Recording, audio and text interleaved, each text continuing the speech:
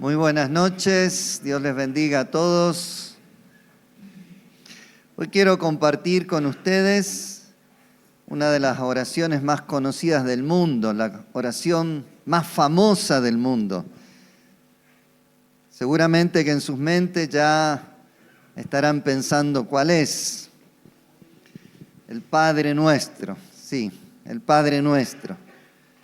Y quisiera que podamos abrir nuestras Biblias ahí en Mateo. El Padre Nuestro está inmerso en el Sermón del Monte. El Sermón del Monte toma 3 capítulos de la Biblia. Capítulo 5 de Mateo, capítulo 6 y capítulo 7. Todo eso es el Sermón del Monte. Y dentro del Sermón del Monte vamos a encontrar esta oración, la más famosa, el Padre Nuestro. Seguramente que si usted tiene una Biblia con letras rojas, se va a dar cuenta que todos esos 3 capítulos están en letras rojas. Menos por ahí el primer versículo, el segundo y el último, que vamos a leerlo ahora, Mateo 5, 1. Cuando hace Mateo la introducción. Dice, viendo la multitud, subió al monte y sentándose vinieron a él sus discípulos. Y abriendo su boca les enseñaba diciendo, y ahí empieza todo lo que Jesús empieza a hablar. Van a encontrar, si usted tiene una Reina Valera en sus manos, varios títulos de lo que Jesús va hablando.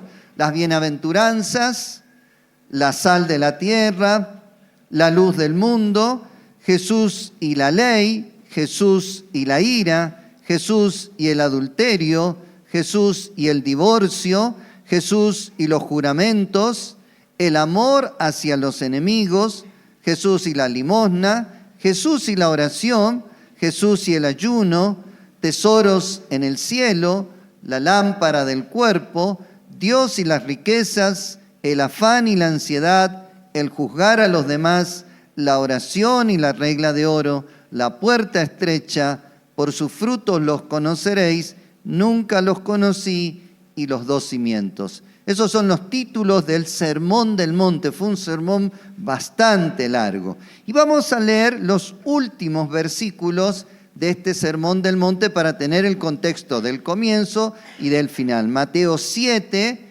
28 y 29. Dice que cuando terminó Jesús estas palabras, todo lo que dijimos, los títulos que estuvimos leyendo, la gente se admiraba de su doctrina porque les enseñaba como quien tiene autoridad. Fíjense esta frase, les enseñaba como quien tiene autoridad, no como un cualquiera, sino como quien tiene autoridad y no como los escribas. Es muy importante esta frase. Después de todo lo que le estuvo enseñando Jesús, podían decir, bueno, me aburrí de escuchar tantos sermones, tanta enseñanza y me voy. No, la gente estaba admirada, estaba muy expectante porque Jesús le enseñaba de una manera diferente. Sabemos que toda la Escritura, toda la palabra es inspirada por Dios. Lo sabemos y también lo podemos leer en la misma Biblia. En 2 de Timoteo 3:16 dice, toda la Escritura es inspirada por Dios, útil para enseñar, para redarguir, para corregir, para instruir en justicia. Ahora, dentro de esta palabra inspirada, dentro de esta Escritura, hay una palabra que es más inspirada, más especial. Es la palabra de nuestro Señor, del Mesías, de nuestro Salvador Jesucristo. Por eso, ahí en Mateo y en otros lados dice, les enseñaba como quien tiene autoridad. Era una palabra de enseñanza, pero también una palabra de autoridad. Jesús les enseñaba con autoridad y eso quiere decir que lo hacía con poder, con convicción. Su autoridad se demostraba por sus obras, como cuando Él mandaba a los espíritus que salgan de un cuerpo y los espíritus tenían que obedecerle, o cuando hubo la tormenta y Jesús mandó a los vientos que se calmen y los vientos tuvieron que obedecerle. Les enseñaba con autoridad y no simplemente daba órdenes, sino que daba ejemplo en lo que hacía. Continuamente lo que él iba diciendo, lo iba haciendo, iba dando ejemplos. Jesús también enseñaba a las personas principalmente para que conocieran del amor de Dios. Por eso Jesús tiene autoridad, es una palabra doblemente inspirada, una palabra con doble autoridad, si por ahí lo queremos decir de esa manera. También en Juan 4, 25 y 26 es el relato de la mujer samaritana. Esta mujer da una clave de lo que tenía que hacer el Mesías, de aquel que venía con autoridad de parte de Dios. En Juan 4, 25 dice, y le dijo la mujer, sé que ha de venir el Mesías, llamado el Cristo, y cuando Él venga, nos declarará todas las cosas. O una versión más nueva va a decir, nos explicará todas las cosas. El que tenía autoridad, el Mesías, tenía también la facilidad o el derecho o la posibilidad de explicar las cosas que eran confusas en ese tiempo. Era una palabra clara de autoridad y una palabra que traía luz. Entonces, siempre que leamos en los escritos de los apóstoles, porque Jesús no escribió nada, fueron los apóstoles que escribieron, y leamos que hace referencia a las palabras de Jesús, hay que tener en cuenta que son palabras de autoridad suprema o doblemente inspiradas. Palabras doblemente inspiradas, palabras de autoridad suprema. Esa palabra está por encima de cualquier otra palabra o cualquier otro relato que encontremos en la Biblia. Y teniendo en esto en claro, vamos a leer lo que Jesús dice sobre la oración. Ahora sí les invito a que vayamos a Mateo 6, del versículo 5 al 15. Yo leo en Reina Valera contemporánea. Por ahí puede diferir alguna palabrita en su versión si usted tiene Reina Valera 60 o alguna otra versión. Dice el 5, cuando ores, hablando en forma individual, no seas como los hipócritas, porque a ellos les encanta orar de pie en las sinagogas y en las esquinas de las calles, para que la gente los vea. De cierto, les digo que ya han ganado su recompensa. Versículo 6, cuando tú ores, otra vez, forma individual, entra en tu aposento con la puerta cerrada, ora a tu Padre que está en secreto, y tu Padre que ve en lo secreto, te recompensará en público.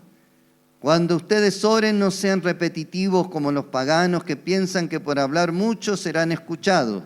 No sean como ellos, porque su Padre ya sabe de lo que ustedes tienen necesidad antes de que ustedes le pidan.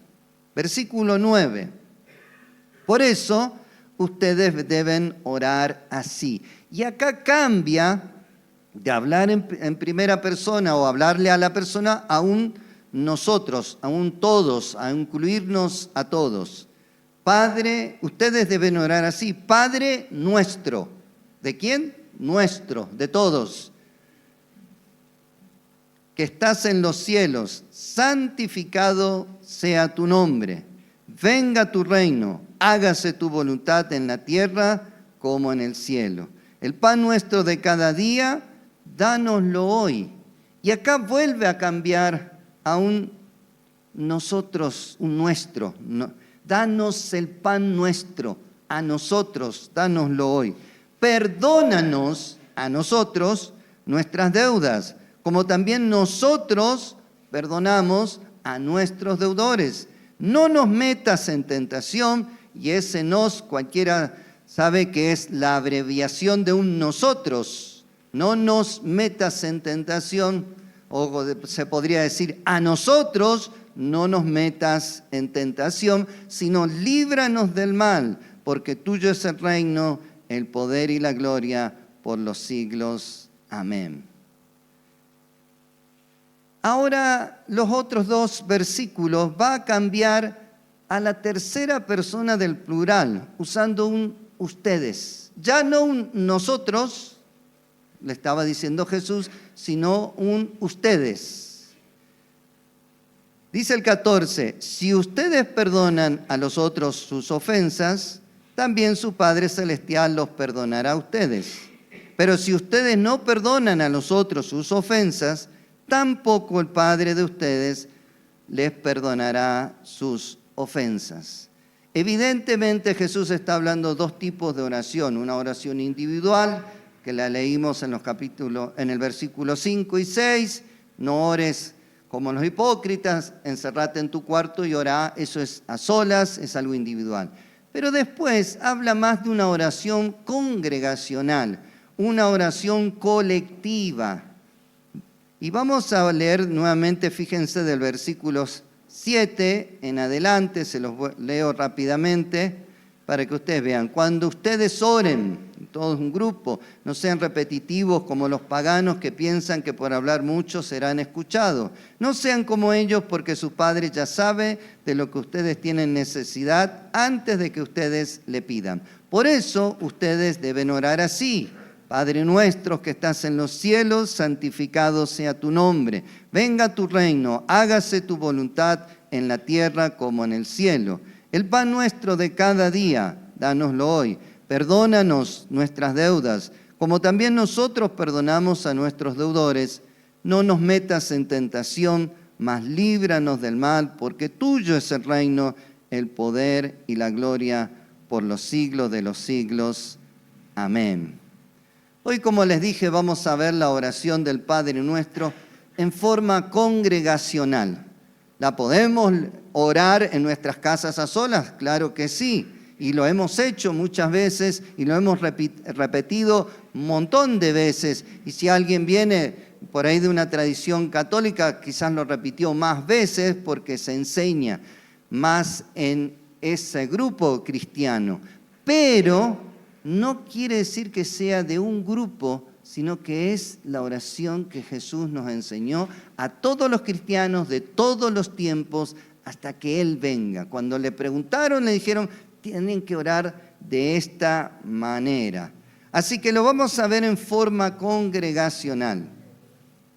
Lo primero es, vamos a dividir la oración del Padre Nuestro y una división clásica. Hay varias formas de dividir el Padre Nuestro, pero una división clásica es donde tiene una invocación, 7 pedidos y una glorificación.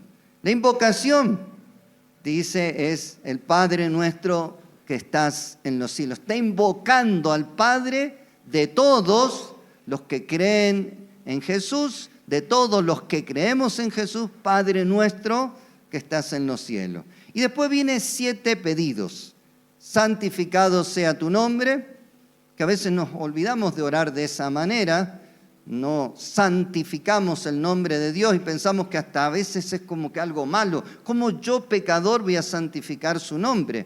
Pero es parte de lo que Jesús nos enseñó. Santificado sea tu nombre. Venga tu reino, hágase tu voluntad en la tierra como en el cielo. Después ya viene pedidos más personales, humanos. El pan nuestro de cada día, dánoslo hoy. Perdónanos nuestras deudas, no nos metas en tentación y líbranos del mal. Y la glorificación es porque tuyo es el reino, el poder y la gloria por todos los siglos. En alguna de sus Biblias va a estar entre corchetes esta última frase, porque no está en los manuscritos más antiguos, sino que está en los manuscritos posteriores. Entonces, en alguna Biblia va a estar entre corchetes. Eso significa que en algunos manuscritos estaba eso y en otros manuscritos no está esa última frase. Porque tuyo es el reino, el poder y la gloria por todos los siglos. Las primeras 3 peticiones se refieren a Dios, mientras que las últimas 4 se refieren a necesidades nuestras humanas. Santificado sea tu nombre. Hace una referencia más al Padre y a su obra. Ustedes saben, porque leen la Biblia, que los arcángeles, serafines y ángeles proclaman en el cielo: Santo, Santo, Santo. De continuo están proclamando la santidad de Dios Padre. Cuando leemos venga tu reino, hace referencia a la obra de Jesús. Jesús vino a restablecer el reino perdido por Adán y Eva. Jesús vino a traernos nuevamente el reino de Dios. Y cuando Jesús comenzó a hablar, dijo: el reino de Dios se ha acercado. Arrepentíos y creed en el Evangelio. Y cuando habla, hágase tu voluntad en la tierra como en el cielo, nos habla de la obra del Espíritu Santo. Es Él el que nos lleva a conocer la buena voluntad de Dios, agradable y perfecta, y a caminar en esa voluntad. Acá está hablando de la Trinidad. Santificado sea tu nombre, corresponde al Padre. Venga tu reino, la obra de Jesús. Hágase tu voluntad en la tierra como en el cielo, la obra que hace el Espíritu Santo en nuestros corazones, llevándonos a hacer la voluntad de Dios. Y después vienen las peticiones ya más humanas, por decirlo así. Danos el pan nuestro de cada día. Es una petición para que Dios provea hacia las necesidades materiales básicas de las personas. ¿Quién no necesita comer? ¿Quién no necesita la ropa? ¿Quién no necesita cosas básicas para vivir? Perdona nuestras ofensas, como también nosotros perdonamos a los que nos ofenden.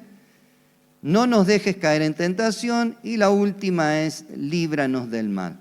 De estas 7 peticiones, Jesús hace hincapié en una. Y me imagino que ustedes ya se dieron cuenta que Jesús de las 7 solamente hace hincapié en una de estas peticiones.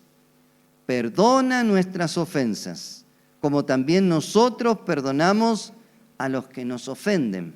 Y lo aclara en el versículo 14 y en el versículo 15. Dice: si ustedes perdonan a los otros sus ofensas, ¿qué va a pasar? También su Padre Celestial los perdonará a ustedes. Y dice el 15, pero si ustedes no perdonan a nosotros sus ofensas, tampoco el Padre de ustedes les perdonará sus ofensas. De los 7 pedidos, Jesús hace hincapié en uno solo. Jesús pone el foco en en el tema de dar y recibir perdón. Y que eso tiene consecuencias en el cielo con nuestro Padre Celestial. Aunque suene fuerte, porque suena fuerte el versículo 15, pero si ustedes no perdonan a los otros sus ofensas, ¿qué va a pasar? Tampoco el Padre de ustedes les perdonará sus ofensas. Es muy fuerte este versículo, porque nos está diciendo que quizás no todos los pecados que pidamos perdón sean perdonados. Pero si ustedes no perdonan a otros sus ofensas, vuelvo a leer, tampoco el Padre de ustedes les perdonará sus ofensas. ¿Quién lo dice? Nuestro Señor y Salvador Jesucristo. Y como ya vimos, su palabra está por encima de cualquier otra palabra. Es una palabra doblemente inspirada, es una palabra de doble confianza y de doble autoridad. Y nos está diciendo esto que es muy fuerte. A mí me ayuda para pensar estas cosas en este caso y hacerlo de manera más práctica. Más o menos los adultos sabrán que en algún momento habrán sacado una tarjeta y los jóvenes habrán bajado alguna aplicación que les dé un bono extra, un bono de bienvenida. ¿Vieron? A veces se saca la tarjeta y dice, bueno, por ser el cliente nuevo, tiene estos beneficios. Y algunos que bajan la aplicación tienen un bono de bienvenida. Algo similar nos pasa a nosotros los cristianos. Cuando ingresamos al reino de Dios, hemos recibido el bono de bienvenida de Jesucristo para limpiarnos de todo pecado, de toda maldad, para que su sangre preciosa y que hoy vamos a recordar nos limpie. El bono de bienvenida. Pero después del bono de bienvenida hay que ganarse los créditos para alcanzar el perdón de los pecados. Lo dijo Jesús tenemos el bono de bienvenida, todos los pecados son perdonados. Pero acá Jesús hace referencia a un después. Dice que si no perdonamos, dice, si ustedes no perdonan a otros sus ofensas, tampoco el Padre de ustedes les perdonará sus ofensas. El apóstol Mateo, yo creo que intencionalmente, tomando las palabras de nuestro Señor Jesús, lo puso en el contexto del Sermón del Monte, pero específicamente de la oración más famosa, del Padre Nuestro, de una oración congregacional donde necesitamos ejercitar continuamente el dar y el recibir el perdón. Perdona nuestras ofensas, como también nosotros perdonamos a los que nos deben. Y vuelvo a decir, y en el 14 y el 15 lo aclara muy bien. Si ustedes perdonan a los otros sus ofensas, también su Padre Celestial los perdonará a ustedes. Pero si ustedes no perdonan a los otros sus ofensas, tampoco el Padre de ustedes les perdonará sus ofensas. Ya para ir concluyendo, en esta oración modelo, el Padre Nuestro, tenemos 3 pedidos que tienen que ver con Dios, con su santidad, con su grandeza, con la Trinidad de Dios. 4 que tienen que ver con nuestras necesidades humanas, pero hay una sola en que Jesús hace hincapié, en dar y en recibir perdón. Mientras más perdonamos, por decirlo de alguna manera práctica, más crédito tenemos en los cielos. Mientras más perdonamos, más crédito tenemos en los cielos. ¿Se animan a que lo digamos juntos? Mientras más perdonamos, más crédito tenemos en los cielos. Mientras más perdonamos las ofensas, lo que nos hacen, más crédito se suma para nosotros en los cielos.